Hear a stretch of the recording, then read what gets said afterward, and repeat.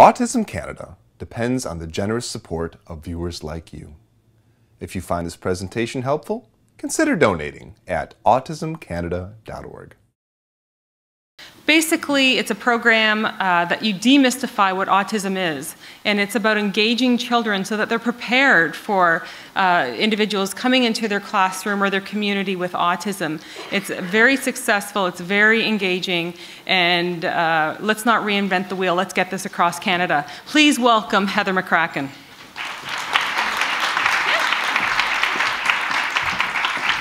Good morning. Thank you for inviting me and thank you for being here. Before we get started this morning, I just wanted to give you a little bit background about the organization. As you know, my name is Heather. And yes, I'm the founder and executive director of Friend to Friend Social Learning Society. I'm also the creator of the Friend to Friend model and programs. But way more importantly than that, I'm a mom. First, last, and always. One of my children just happens to be here today with me. Because of my schedule, I tend to bring them with me so I can see them. My eldest daughter, Katie, is in the front row. Katie is a play guide at our play center, a student at UBC. Oh, I so want a service dog, just for me. Sorry, now I'm completely dysregulated and have to pay attention to the dog. And Katie's also our illustrator and artist on all of our publications. So I always like to introduce her because I hope she's the next generation of Friend to Friend. No pressure. Katie's like going like this on the front seat. I have three children, actually. Katie, who's 22, Ian, who just turned 20, and Jack, who's 16. And Ian is on the autism spectrum. When Ian went into the public school system, especially, I was trying to remember last night what year that was. I'm going to say 1998. I'm not sure if that's accurate or not, but it's close enough. I saw what was missing. And I looked for programs and services that would help me meet what was missing for Ian. And what was missing for Ian was peer social interactions, play, and true inclusion, which existed in our household with his siblings. And for me, it was, well, if his siblings can do this, if they know how to play and interact with Ian, then how can I teach his peers this? So I searched the world for programs that weren't awareness programs. That's not what I was looking for. I was looking for programs that not only educated children about autism, but also taught them some skills known in our world as pro-social communication strategies. And I found nothing. Now in 1998, we were still very much babies. Well, we're still very much babies today in the world of autism, but we were really babies.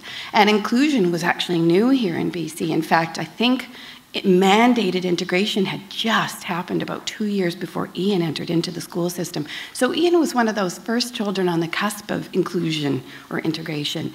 And when I went to educators and asked them for these kinds of programs, they thought I was crazy. So I decided to look. I found nothing. I read a book called Play and Imagination for Children on the Autism Spectrum, written by Dr. Pamela Wolfberg, who's my BFF. Not at the time. And I read the book, and I implemented my first integrated play group in our household with my three children the next weekend. Remember that, Katie? She's pretty young. And I emailed Dr. Wolfberg, and I said, you know, I'm looking for programs that demystify peers, not awareness activities. I want something that is inclusive, the child on the spectrum can be part of it, it's engaging, age-appropriate, play-based, and it teaches peers what to do, not just about autism. And she said, well, that sounds wonderful, nothing like that exists, what are you going to do about that? I went into 3 years of research, and in 2002 delivered our first autism demystification program called the Puppet Program. And since then, it's been quite a ride, let me tell you. Did I start out to be an international speaker in the world of autism on demystification and peer social inclusion? Absolutely not. I started out to affect change for my son and some of my friends' children who were also on the autism spectrum. In 2002, we founded the society with the help of my wonderful family and especially my husband, who does most of our grant writing. And today, 11 years old, Sometimes when I repeat these numbers, it's even staggering for me, and I know why I'm so tired. We've seen about 175,000 children here, primarily in BC, with the live programs, the programs that we deliver. We have 2 satellite organizations. Our first partner delivering our programs in Alberta is Autism Calgary Association and the team there, and they've been our satellite partner since 2006. And we have another satellite partner in Vermont who delivers our programs, excuse me, to the northeastern United States area called Puppets in Education. We have packaged programs that sell worldwide. Our last shipment of packaged programs in our puppet presentation, which is currently called Can I Play Too, went to Hong Kong, Singapore, and Turkey. We have, in 2006, started our integrated playgroups program. And that is I'll tell you about that a little bit more about that later. And last year we launched what is probably the thing that's killing me the most right now, our Play Center in East Vancouver, where we deliver integrated playgroup programs to children on the autism spectrum and their peers, inclusive programs, which we cannot keep up with. We're struggling to meet demand at the moment. But before we get to all those details, and I mean, I'll get to those details later. It's important to understand where this comes from. Why do we do demystification? What's the point of demystification? Why is demystification different than an awareness program that you might be familiar with, or an activity? First of all, this model was researched and developed by me. It's primarily a psych ed model. It comes from a collective research in psychology and education. There is definitely speech and language and communication behind this model as well. And if you're looking for references on the research, it is on our website in our contact area. We have a press page, and all of my research and background is there as well. But it really started as a mom. It started with my son Ian, who wrote this poem when he was 9 years old in grade 4. It was a poem that the educator asked all the children to write to help her learn about the children in her classroom. You know, the I Am poem. I think I remember writing them when I was little. And when Ian wrote this poem, needless to say, there wasn't a dry eye in his school. He knew the challenges he faced as an individual on the spectrum. And even today, at 20 years old and in his 3rd year at Capilano University, he would tell you the most important line on there is still, I worry about people who don't understand me.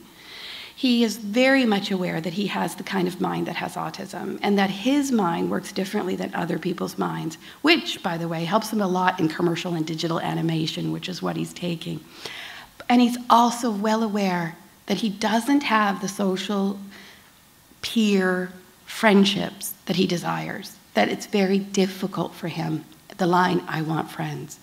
I don't think there's more that any person in the world in the area of autism would tell you, that there is no experts in the world of autism. Anyone who claims expertise in the world of autism, you gotta question them, because what could we possibly know unless we are on the autism spectrum? The rest of us who are not on the autism spectrum, we just look in, looking for a lens to understand. Talk to people on spectrum. Ask them. They will tell you what they need. And the one thing that I hear from individuals on the spectrum all over the world is, I want to have friends. I want to play. I want to feel accepted for who I am. It's the common line that runs underneath all individuals on the spectrum. And let's face it, all individuals, right? Which of us don't want to feel that way every day?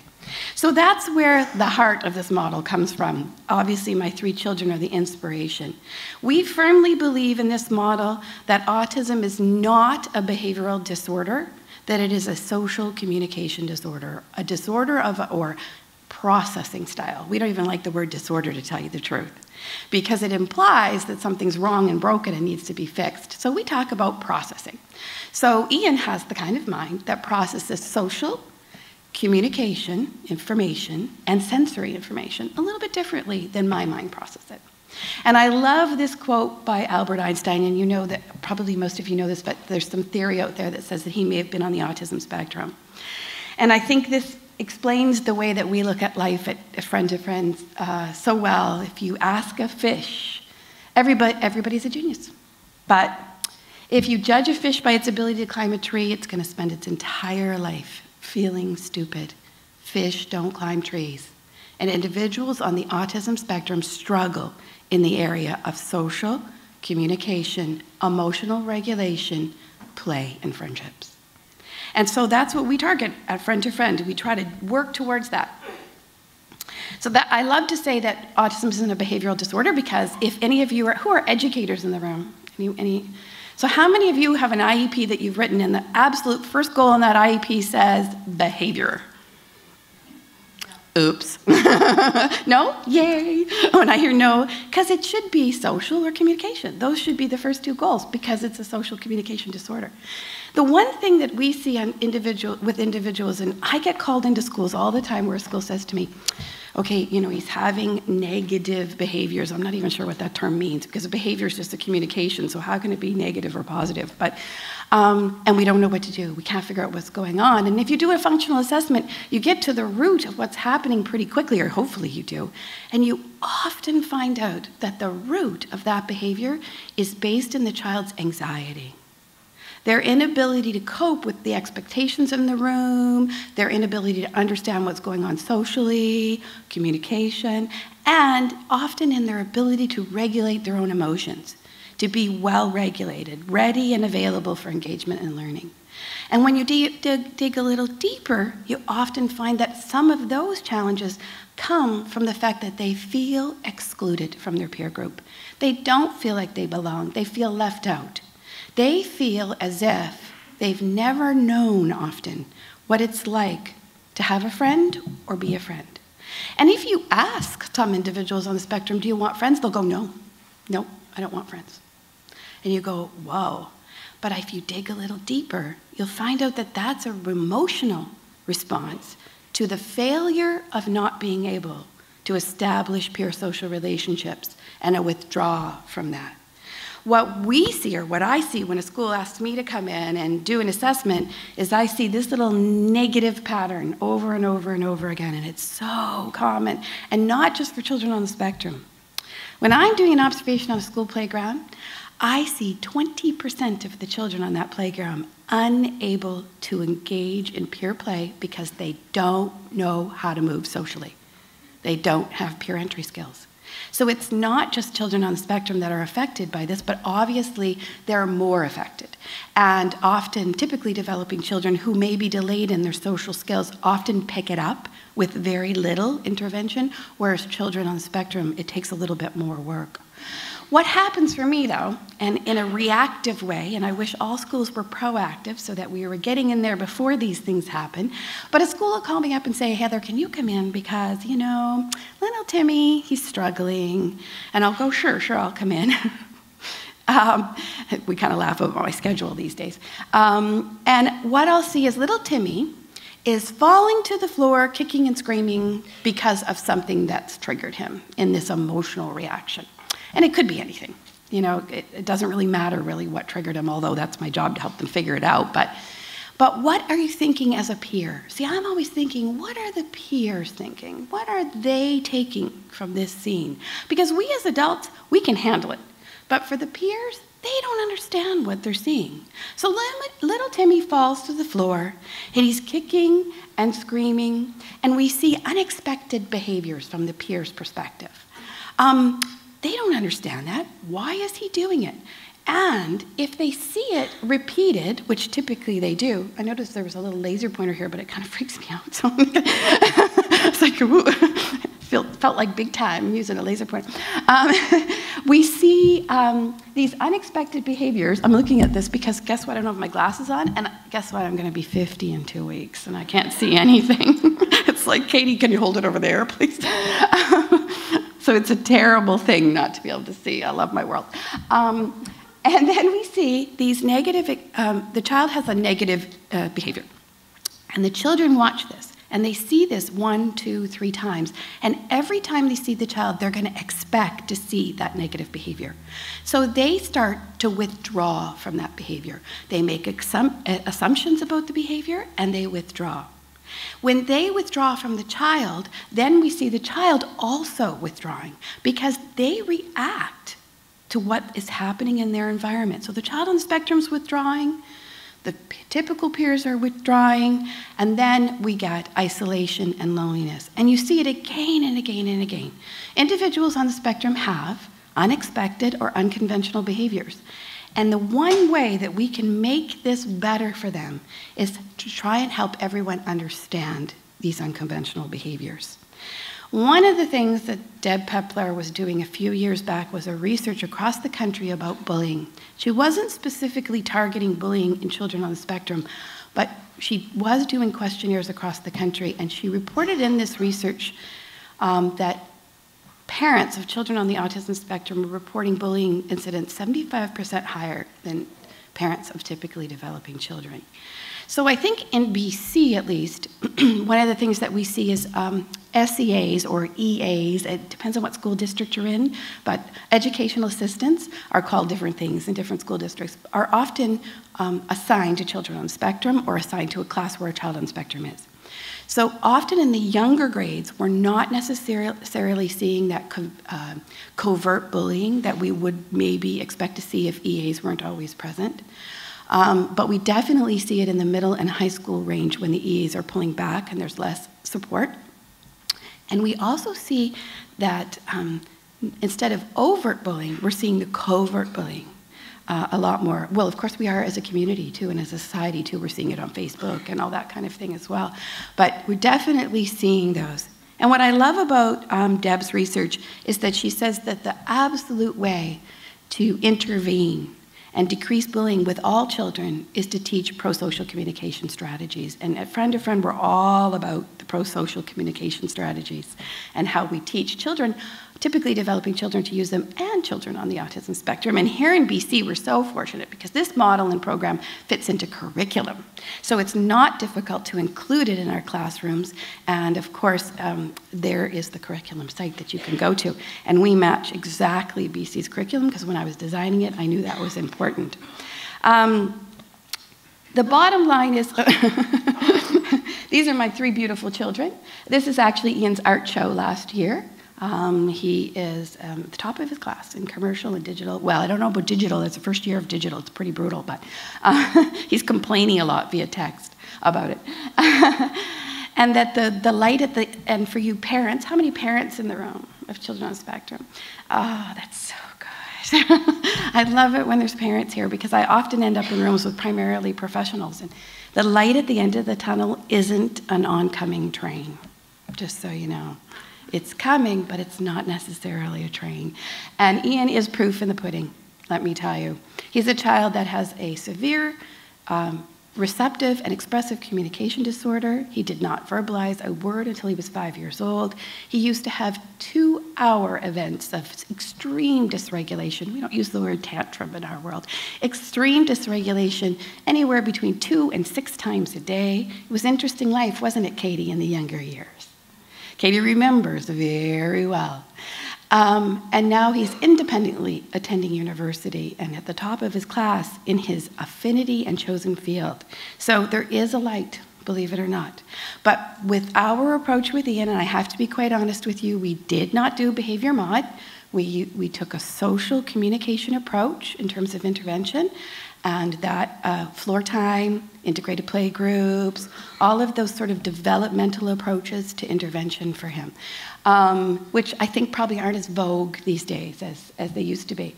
But the key in our mind to building social peer relationships is in helping peers understand, accept, and most importantly, empathize with their peers on the autism spectrum. Empathy, as many of you probably know, there's been a lot of research into those little mirror neurons in our brain in the last 5 years. And if you haven't looked at mirror neuron research, look at it because it's really fascinating. And what we're sort of figuring out, not me, I'm not a researcher, but I'm definitely a practitioner. What we've kind of figured out is that these little neurons fire when we're watching things, and it triggers our empathy. So, for the ladies in the audience that cry at sappy movies, I being one of them, what gets us to cry at a movie when we're not those characters in the movie? Or for you gentlemen that love hockey and you go, yeah, or women that love hockey and you get really excited when the Canucks score, those are your mirror neurons firing. And it's a very interesting little research. Well, at Friend to Friend, we try to get the peers' mirror neurons firing. We want them feeling that empathy. And we do that by designing programs that trigger empathy through play and imagination rather than direct teaching. Now, we know, and there's loads of research that shows that when we create socially inclusive environments, I'm going to need more coffee, for children on the spectrum, that it benefits not only the children on the spectrum, but it benefits their peers. There is so much research, and of course, there's research dating back 20, 30 years about inclusion and integration and how important it is. But all you have to do is be someone my age with a child this age to see the benefit. The young women and men who would be my children's age have benefited so much more than I did. I didn't have integration when I was going to school. I was very fortunate, though, to grow up with a father who was completely blind. So I've been in the world of disabilities, if you will, for a long, long time. So I was, from 5 years old, used to what it was like to have the kind of mind that did something a little bit differently. But for this generation, our children's generation, they are so lucky to have this. They're so fortunate to know what it is to have a different kind of mind, and that everyone has a different kind of mind. And the benefits are so far-reaching. So we focus on those benefits. So how many of you have seen this little drawing? Katie did this a long time ago. We probably should update that, eh, Kay? We call that Timmy. How many of this for you, if you were standing looking out at recess or lunchtime, does that picture look sort of familiar to you? The child on the spectrum is not engaged in play, whether that be a functional play with materials or a social play with friends. How many of you work with a child or love a child on the spectrum that when in the playground, on the park, they're kind of on the periphery of their peer group, and that's what you see pretty much all the time? It's a very common picture. Unfortunately, too common. I call this Timmy. Timmy's my token child, I guess you would say. I mean, I could call him Ian, I suppose. And I look at Timmy and I say, what just happened before Katie drew that picture or we took that snapshot? Why is Timmy isolated? Why is he by himself? Excuse me. Well, it doesn't really matter where Timmy is on the autism spectrum. He could be high functioning or moderate functioning. Oh, I guess we don't do that anymore now. We go 1, 2, 3, right? It's the DSM-5. I still haven't looked at it. I have no idea what it is. But I guess it's number system now, isn't it? I have to get with that. I'm telling you, it's going to take me years to get that in my brain. Timmy, let's assume Timmy is like Ian. So Ian is high functioning, if you will. He's not Asperger's, but he definitely is, on the higher end of functionality, if you will. So for Ian, what would have happened just before we snapped that picture is Ian probably would have walked up to the first group of children playing there, maybe with the dolls, jumped in the middle of those children and said, "Did you see snakes on the plane? Did you know it grossed 45 million in its first week?" Now, what do you think the reaction of those peers might be?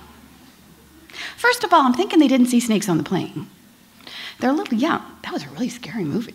I didn't watch it. I watched it like this. Their reaction is going to be something like, what is wrong with him? Even if they don't say it verbally, they're going to internally kind of do that check-in. Well, Ian wouldn't have stopped there, though. Ian would have went to the children in the sandbox, and he would have landed in the middle of them, probably sat in the sand and said, "Did you see snakes on the plane? Do you know it grossed 45 million in its first week?" And these children would have reacted the same. By this point, Ian would have caught on that his initiation, however unconventional it might have been, was not effective. And he would start to withdraw. He may have even tried the third group, the boys with the ball and the bat. He may have even tried them. But I can guarantee you the reason that Ian is there, if that's Ian, is not because he lacked the desire to play and have friends. He lacked the skill. And he would have moved off feeling very rejected and alone and probably to self-regulate. in order to bring himself back to the right state of arousal. Now let's imagine this is Timmy, and Timmy is low functioning, 3 or whatever the number is. We don't really get into that high functioning, low functioning in my world, because I know individuals on this autism spectrum who have Asperger's, number 1, or whatever you call it now, and I've seen them in social situations and I would not call them high functioning. So we don't really talk about functionality because everything's pure socialization for us. So, but let's imagine that he's nonverbal. Let's just look at him that way, that he doesn't have the ability to communicate verbally, he can communicate symbolically. This poor little guy, what do you think that he's symbolically communicating to us right now? Any thoughts? Isolation. Well, definitely he doesn't look that happy, does he? No. But what do you think his way of saying, "Can I play too," might be in that picture? Yeah. He saw these guys get the ball and the bat. He probably doesn't have a clue how to play baseball, but he mirrored what they were doing, getting the ball and the bat and the glove, and he is screaming, "Can I play too?" But his peers don't have pro-social communication strategies to know that that's what's happening. And there's a no adult scaffolding. So there's no way to help him achieve his goal. Either him or Ian, for that matter. The friend-to-friend model is a research-based model that works to address this. Now, I didn't bring handouts with me today, but I understand that they'll be up, right, Lori? The PDF will be up on the web. Oh, it's up. Okay, there you go. It's done. We usually throw everything into Dropbox, too. So if anybody has trouble accessing them, I don't imagine they would. But Katie brought some brochures and my business cards, and if you're looking for something, you can always email us and ask us for it as well. We've kid-tested this model for more than a decade, and with more than 175,000 children participating in this model here in BC. We have about 30,000 in Alberta, or more probably now. It's probably much higher, actually. I should guess I better get those numbers. About 30,000 in eastern United States. And then, of course, we have no numbers on the package programs that are sold worldwide and how many children are participating in those. So it's very, very well tested. At the heart of this model is that all children have that intrinsic need to play and make friends. They just don't always have the skills to do it. So our job is to make sure that we're teaching those skills, not just to the child on the spectrum, but to their peers as well. Let's face it, people, social interactions take at least 2 people. So if we're teaching social skills, which by the way is a behavioral term, we talk about social competencies in my world, to a child on the spectrum, we have to be thinking about the other side of that social interaction. If we don't intervene with peers and help teach them pro-social communication strategies, help them understand what autism is, then we're missing part of that equation, the other side of that quarter, if you want. So it's very, very key to development. I always try to get away from reading what's on the slides because I don't think it tells the story, but I am feeling a little coffee deprived, so bear with me. The whole model is based on the idea of demystifying. And demystification is not, this is Timmy. Timmy's on the autism spectrum. Timmy has these characteristics. That's identification.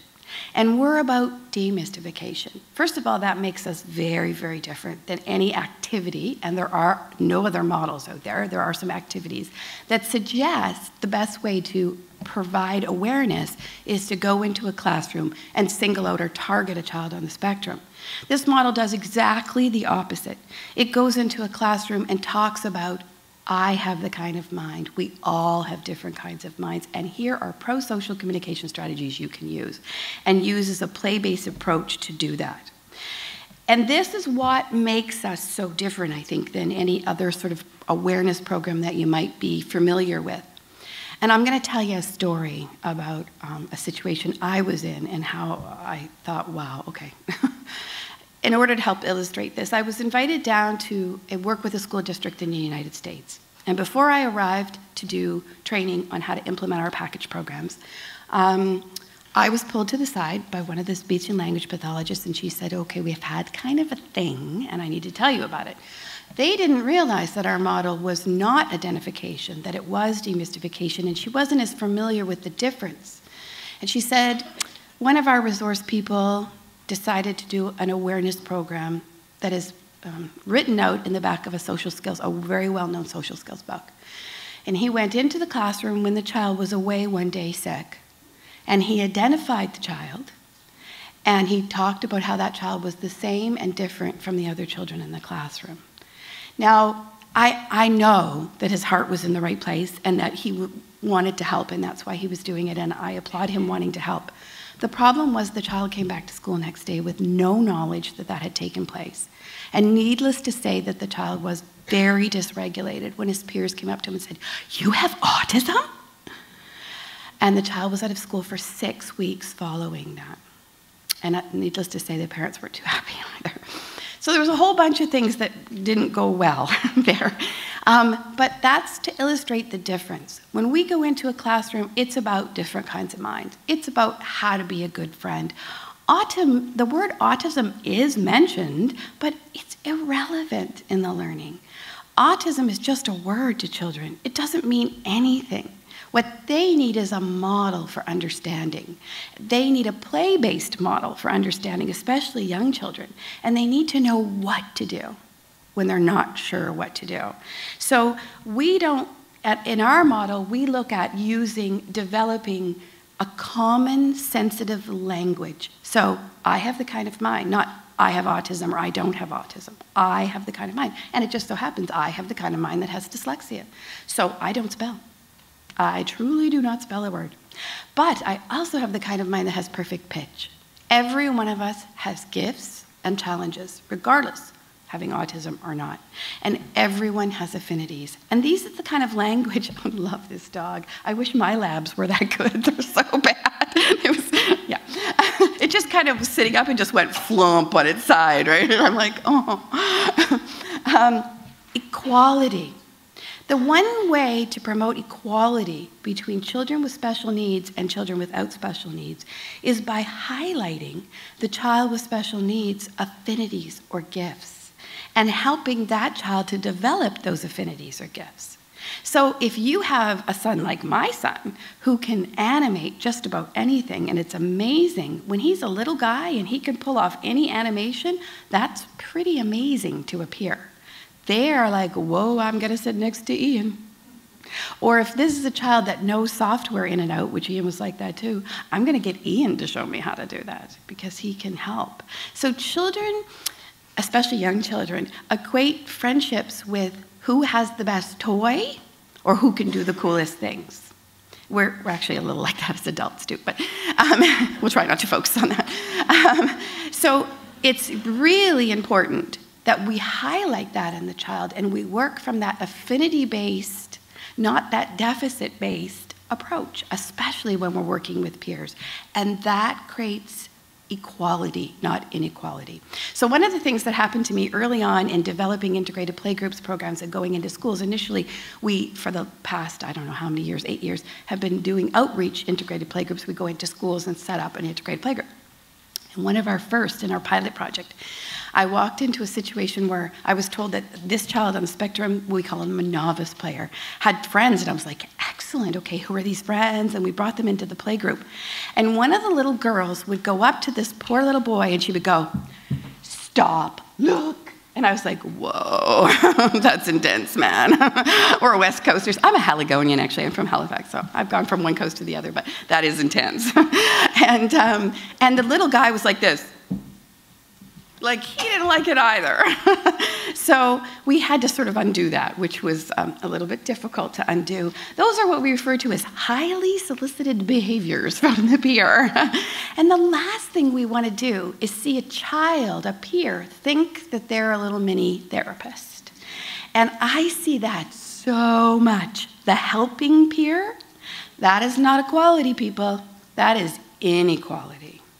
So it's very important that if peers are helping the child on the spectrum, then the child on the spectrum is helping the peers, just like you would with a typically developing child, that is inclusion at its best. You may have to look for how that child might be able to help, and it may be a little obscure or unconventional, but it can be done, and it creates equality. We want to make sure we're promoting empathy and not sympathy in peers. Sympathy is, and I see this all the time too, it's the child on the autism spectrum where the peers treat the child like a little sibling, like a little brother or sister. They're kind of head patting them a lot, going, oh, isn't he cute? It's like, wait, what? So that's when you know that sympathy is at work and not empathy. Now, sympathy is not a bad place to start, but building empathy builds friendships. We connect best as human beings with people who have some of the same traits, characteristics, or lifestyles. My best friends are parents, women of children on the autism spectrum, because we speak a language. And that's empathy, because I know when I say something really out there, they're not going to go, yeah, what are you talking about? They're going to go, oh, yeah, I get that. That's what friendship is all about, that empathy between the two, the novice and expert player. Pro-social communication strategies are what we call our 7 friendship tips. Now, a pro-social strategy and a social strategy are a little different in terms of the world of psych. And a lot of people don't know this, so I'm always told I should explain this. So a social skill or a social strategy from the psychological point of view is something that we do to address an internal need. I see Pam sitting over there. I say, hi, Pam, because Pam and I have known each other for years, and I love Pam, and that's my internal need. I'm not really thinking about Pam that much. I'm thinking about Heather. But let's say I was thinking about Pam, and I was worried about Pam for some reason. I might make a point of going, hi, Pam, like say she was sitting by herself, and I go, hi, Pam, because I was worried about Pam. That's a pro-social strategy. We don't develop pro-social strategies and competencies developmentally till we get a little bit older, and I'm trying to remember what research says about it. And I think it's quite a bit older, 9, 10, 11, 12, it's up there. It doesn't mean we can't help children develop them earlier, and it doesn't mean we can't teach them, because we can. And children are amazing. They want to be involved. They want to understand, and they don't have the same judgment that we adults do about behavior. And finally, we want to promote acceptance of all forms of diversity. When we start talking about I have the kind of mind, then it removes any other barriers that diversity may pose for children. We start talking about the fact that we are all different in our own way. I'm a little girl from Halifax who's a Buddhist and speaks Mandarin. Hello? Could you have seen that coming? No. We're all different, all of us. And it's important that that's what we represent, is diversity, and we're proud of it. And I think as Canadians, we are pretty proud of our diversity. I'm pretty proud of it anyway, and I think most Canadians would agree with that. We're like on it. But we haven't managed to get past saying we're good about it and truly living it. I grew up in a world with disabilities. My father, as I mentioned before, was completely blind. And one of the things that I used to laugh about all the time, and you know, I'm talking about the 70s here, so it was a while ago, but I'm sure it probably still happens today, was a lack of understanding in the community in Halifax for Dad's blindness. But it was a lot easier for Dad because, you know, his disability was very visual. You could see it. You didn't say to Dad, okay, you can't use that cane today. You should be over that. You don't need that cane anymore. Squint. No, he didn't even see light and shadow. But for some reason, we think of autism as something we can change and cure, and a child shouldn't need this support or that support, we should be able to teach them. Well, the good news is we know that we can affect change for children on the spectrum. Early intervention is one of the key ways of doing it. But that individual is going to have autism their whole life. They are always in some way going to struggle with that social communication, especially the social dimension. And you see this in adults on the spectrum. If you speak to them, they will tell you they could be the most successful professional. They could be married with children and have a wonderful home, and still they don't really have friends. They don't really interact socially. So it isn't going to change. So let's not take the cane away. Let's find ways, age-appropriate ways to make sure that cane is in place and it's successful. And now we have a whole slew of individuals on the autism spectrum, a big push of them right behind Ian coming into adulthood. Scary, scary, because we have nothing in place for them. Not a thing. Not funding, not programs, nothing. So they may or may not be able to go into post-secondary school. Right now, the stats show 1% of individuals on the autism spectrum go into post-secondary institutions. 1%. And you all know that more individuals could be doing that. We know that. So we have to think about our aging population as well, because we have a big crunch. Now, when Ian was diagnosed with autism, it was 1 in 500. It had just been changed from 1 in 10,000. 3 years after Ian was diagnosed, it was 1 in 150. And as you know, it's 1 in 88 today. So we don't know what causes autism. We can't cure it. We don't know what causes it. And we can affect change for individuals on the autism spectrum, but they will likely always suffer from some sort of social exclusion their whole lives if we don't address that particular need. The principles of the model are very, very generic. We look at demystifying. It's not identifying or singling out a child on the spectrum. It's going to teach conceptual learning goals and pro-social communication strategies. We introduce peer entry, or we call it social movement, but peer entry skills, and promote empathy. Very, very easy peasy. It's not complicated. It's a really easy model. It's easy to understand, and it's easy to implement. The other thing, that the conceptual learning goals are simply these. We don't expect children after a program to walk away and recite these.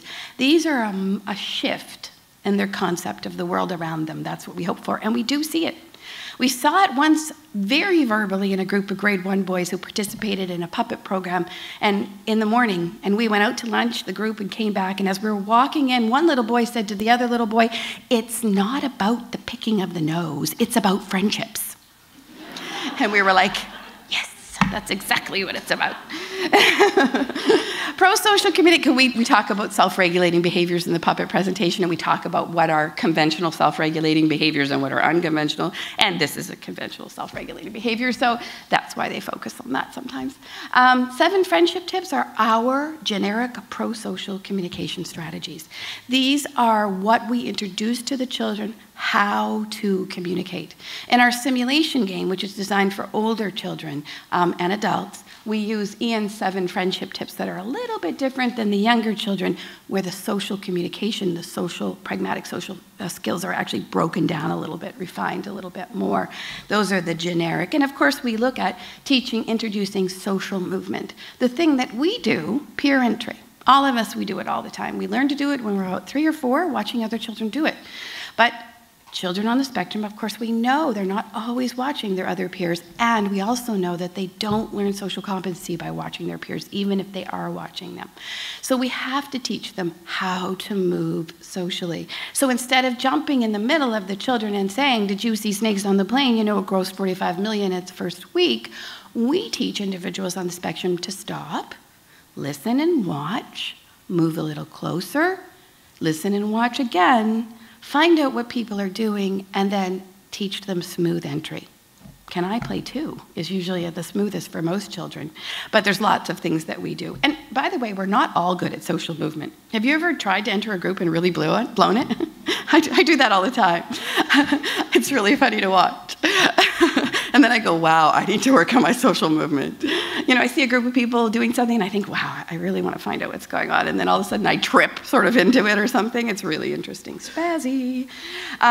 Here's how the puppets doesn't always know how to play all the games that you know how to play. Why not? Well, what do you do when you see kids playing a game and you want to play too? I watch them to learn what they're doing. Exactly. You have the kind of mind that actually does 4 things when you want to learn how to play. You watch, you listen, you move closer, and then you join in and say something friendly like, "Can I play too?" Exactly. But May is just learning how to do this. That's a clip from our package program, Can I Play Too? And Fergus, the dog, is an educational assistant, just so you know. All of our teachers are animals. That was Ian's suggestion, that's not mine. I'm just saying. And I'm also an educator, so don't take offense. At the crux of the model is the teaching model. It's what we're trying to help people learn to do. And if you don't take anything away from this with you today, please take this. We model unconventional communications, unconventional behaviors. We label those behaviors. We explain those behaviors. And then we normalize. And in the normalization of unconventional behaviors, where lies the empathy and the starting point for friendships. So let me explain. I have the kind of mind that when I'm dysregulated, I twirl my hair. I do this when I'm stuck in traffic. I do it faster if I'm late. Doesn't get me there faster, but it makes me calmer. Anybody a hair twirler like me? Anybody? I modeled, labeled, explained, and normalized for you a conventional self-regulating behavior. That's all I did. I modeled it, I labeled it, my self-regulating behavior, I explained why I do it, and then I normalized it by asking you, does anybody else do that like me? That is how easy it is. It is so easy to promote peer social inclusion. Model, label, explain, and normalize. So if you have a little guy that is a hand flapper and a toe walker and a squeaker, and you have a little girl comes up to you, and it's always the little mother hens too, that always go, why is Timmy doing that? And you go, excellent. See, I see that as a huge learning opportunity. Isn't that wonderful? First of all, it's always the mother hens, which is great. And you go, wow, I think that's Timmy's self-regulating behavior. Now, of course, we don't want to identify Timmy in any way, but we know we all have self-regulating behaviors. You know, I have a self-regulating behavior. My self-regulating behavior is this. I do this when do you think you might do something with your body that helps you feel better? Model, label, explain, and normalize, and redirect away from identifying Timmy in any way. So easy. And you can do it, you can model it, you can teach it to peers. Katie's an expert at it. She started doing it when she was like 11 years old. Ian has an unconventional self-regulating behavior. He doesn't do it much anymore though, does he? He used to make a sound like kind of like that. And you'd only hear it if you were sitting really close to him, but it was unconventional. And Katie became an expert at modeling, labeling, explaining, and normalizing that self-regulating behavior for her peers, and for Ian hearing it is wonderful. So here's a little clip of how the puppets might model, label, explain, and normalize an unconventional. Emma, May is going to play tag with us. Okay, but I want to play freeze tag now, okay? You're it. You're it. You're it. You're it. You're it. You're it. You're it. You're it. And a little dysregulation. Hey guys, what's up? I think May is kind of freaked out. May, are you feeling confused? Feeling confused. Sometimes when we feel confused, bored, frustrated, or even when we're trying to concentrate, we self-regulate. Self-what-erate? Self-regulate. This is something we do with our body, which helps us to calm down or to stay awake or even to concentrate. My self-regulating behavior is to wag my tail, and sometimes I chew my bone. Do you think you might have a self-regulating behavior?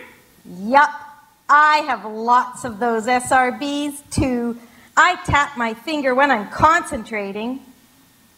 I bite my fingernails when I'm feeling nervous. I chew on my shirt when I'm bored, and sometimes I even pick my nose. I think May was flapping her hands to self-regulate because she may have been feeling a bit confused about playing with you. You see, May doesn't always know how to play all the games that you know how to play. Excuse me. So that's how we use puppets to introduce some of these sensitive or complicated concepts in order to teach them to the children. Well, that's an interesting slide. I wonder what was supposed to be there. I hope it's nothing important. We actually design all of our programs from that model. That's the crux of the model. It's very simple. It's not complicated. And we design all of our programs from that model. We also include other models when we're designing other types of programs. So our puppet presentation program is based on that model, and our simulation game program is based on that model.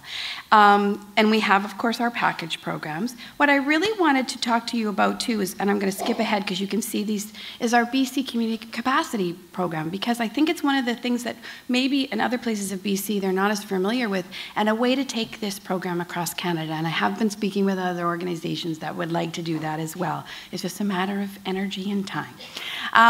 This is a program that's free to BC organizations and school districts, and we've delivered it at over 35 times in communities all across BC.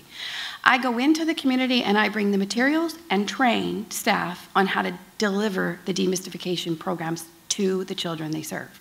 We work with other nonprofits and school districts primarily, and we work in groups because we don't want to be training just like one person in the school district. We would work with the district-based team. And we give you all the materials you need and a full day of training on how to deliver it. We want to make sure that these programs gift the children. We are a non-government funded nonprofit society. We raise all of our own money every year. And I know how important it is that children get these programs, so my husband and I beat ourselves against a wall to raise the money to give this program away every year. And we try to get to at least 5 communities a year. If you're in a community in BC and you would like to participate in the program, the simplest thing to do is just send us an email, say you'd like it. That's how easy it is. Of course, I mentioned about our satellite partners, and you know, we do work, and I didn't put the slide in because I know this is a national conference and it's not as important, but I do work in partnership with Pamela Wolfberg and San Francisco State, and I teach at San Francisco State in Common Ground and the Autism Project there as well. Programs are used at UBC by Pat Miranda by her division in teaching educators.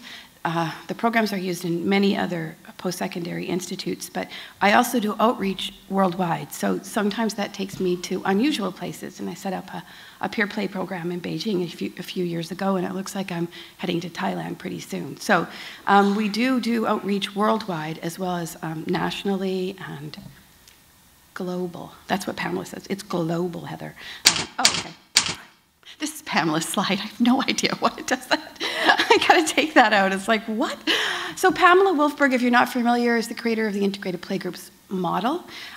She is a doctor at San Francisco State, and she and I work very, very closely together. Friend to Friend is the only organization in Canada endorsed to deliver the integrated playgroup model, and I'm the only supervisor endorsed to train in the model. So I train people here in BC to deliver our programs, but I don't go out other than with Pamela to train worldwide. The integrated playgroup model, if you're not familiar with it, is a play-based early intervention model for children on the autism spectrum, an inclusive model where it brings together small, stable groups of children, 1 or 2 novice players, and 2 to 3 expert players, and creates a program around how to include children on the spectrum in play and peer relationships with their friends.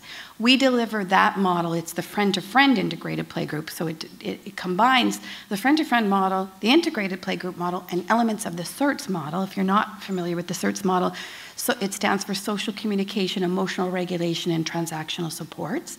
It was designed by Barry Prezant at LA. We design programs that include those 3 models when we're doing integrated playgroups using the CERTS, pieces of the CERTS assessment tool and all the IPG tool. And then, of course, we have our new play center that I mentioned to you that opened last fall in East Vancouver, and it services children in the Lower Mainland. We run after-school, weekends, summer camps, all of that kind of thing, but they're play-based, small groups, no more than 5 children. I did bring a video. I'm worried about time, though. I think we're okay because it's very quick. This is Oh, okay, I'm okay. So this is the video I can't broadcast, though, because there's children in it. So I can show it to you, and I can permit the people who are webcasting in to watch it, but we can't record it and repost it. So I just want to warn you about that. The master guides are part of the group and leading the group, helping design the groups. All groups run for at least 16 weeks, and assessment is given from the beginning to the end, is done from the beginning of the end, reassessment. We provide session notes after every session to the families, which the families really appreciate. A lot of this is designed around me being a mom. So, and what I didn't get from professionals often was enough information about what was happening with Ian. We do a full report with goals and strategies and provide transactional supports. If we say to you, oh, we think a social story is appropriate here, then we'll design and give you the social story. If we think the child needs jewelry because they're really chewing on all the toys, then we'll give you a piece of jewelry. If we think the child needs a hokey stool because they can't sit still and they really like the hokey stools in the play center, then we'll give you a hokey stool. So Friend to Friend is really, really structured around servicing the children and the families, and not about saying to the families, oh, you need to go find that resource or that child needs that. Here is the resource. So very challenging as a nonprofit, non-government funded organization. But our biggest problem to date is really that we have more children than we can place right at the moment. So that's our biggest challenge in our world right now. I'll show you this little clip because we have time, and I'm so pleased we do. This is from a school-based integrated play group. Now, this was a preschool too. I wanted to actually find you a clip of an older child, but I realized once I got here last night that I forgot to bring my video clips with me. But this is actually a 4-year-old boy in a preschool, actually a daycare, I think, environment where we ran an integrated play group. School-based program. Now, the school-based program is a little bit different. It runs for a little bit less time, but during that program, we prepare and supervise a school-based person so that they can continue the program. So it has an element of the trainer in it as well to make sure the program continues. So what you're seeing is our visit. So after we've left and we've trained that person, we come back and visit with them. And this is the person we prepared and how they were continuing to run the play group that we designed after we pulled out. Daisy! Sorry.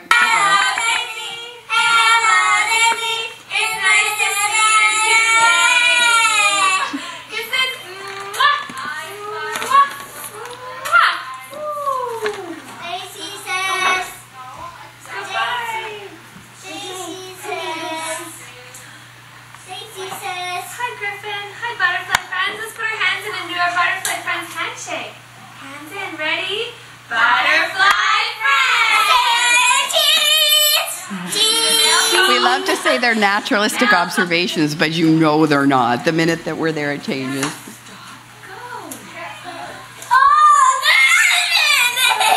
What is it? This is the 3rd time this child has played hide and seek in his life. Oh, Griffin hide. Okay, Alana, find you.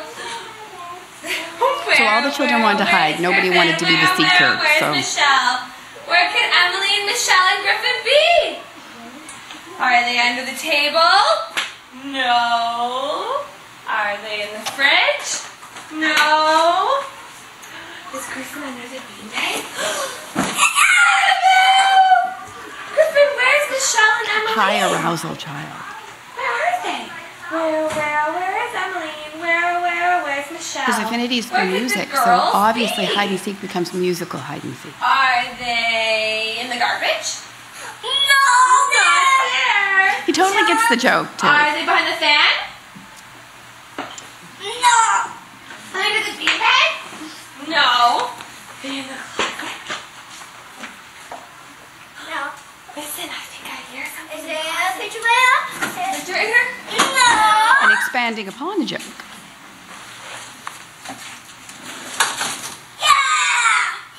Who'd you find? Emily. Go for a walk. It's okay. Where's Michelle? Where's Michelle? Where is Michelle? Where could Michelle be? Now watch, the play guide moves out completely and the peer takes over. Is she on the closet? No, there. Is she on the set? Is she not there? Is she on the chocolate board? Now he's really getting goofy. No, there. Is she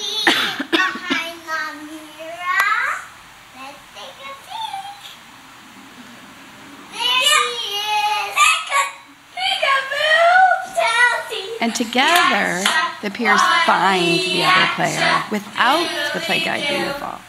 This is the most complicated song I've ever seen, by the way. I was just amazed when I watched this. It's like, wow. And this is their closing ritual. All you gotta do is doodly do it. I like the rest, but the part I like the best goes doodly doodly doo. Yay! Open, shut them, give a little clap, clap, clap. Open, shut them, fold them in your lap, lap, lap. Creep them, right up to your chin, chin, chin. Open wide your little mouth. Put your hands in. Nice singing. Put your hands in.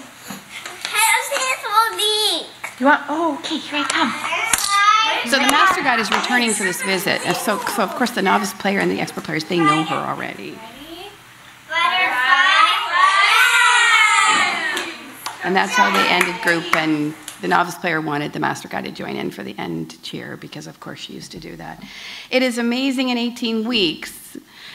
Let me describe this novice player to you when I went in to do the observation. This is a child who was completely isolated from his peer group. His support person, the young woman you saw, was fabulous with him. But he did not initiate with any peers, and they did not initiate with him. He was isolated in his relationship with his support person. She's lovely, but the isolation was systemic throughout the environment. And in 18 weeks, he'd formulated this little play group in which 2 of the peers went back into the classroom with him, and their ability in this pro-social communication strategies increased immensely, and it started to, of course, generalize to other children in the group, so that he was starting to have more and more interactions with peers. He was initiating more, and they were initiating more.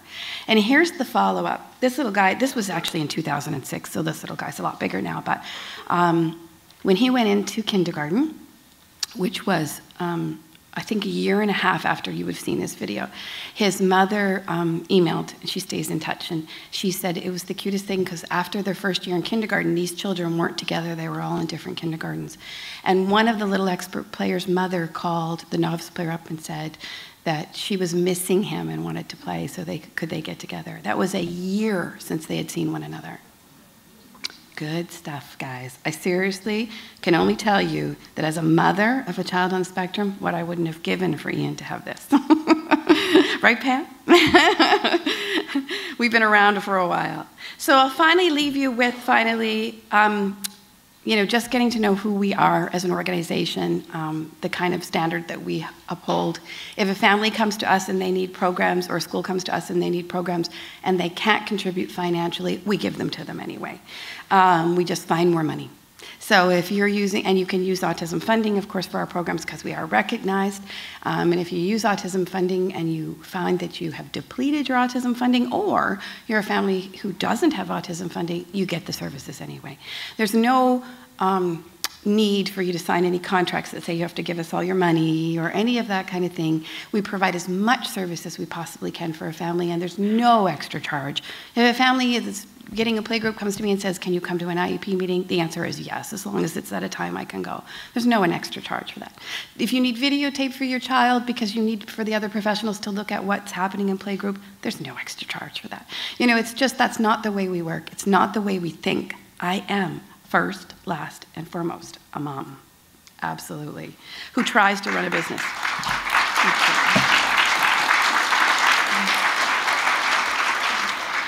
And finally, I have 4 dogs. I know, my husband says it's a good thing they don't give children away, they give away dogs because our house would be very full. So this dog is, I just want to go pat it. I know I'm not allowed, but I really want to. And 2 of my dogs are labs, so it's really, and we have a brand new puppy that is just a maniac. And then finally, 5 things that professionals should know about us. And if you're interested in learning more about our programs, I will go to the room 2A, is that right? I only have about a half hour to spend, but if you did want to talk, obviously I can't give consultations about your own children because I don't know them.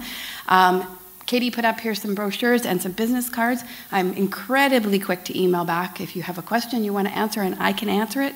If I can't answer it, then I'll connect you with the person that I think can answer it. Other than that, thank you very much, and I hope you have a wonderful rest of your day.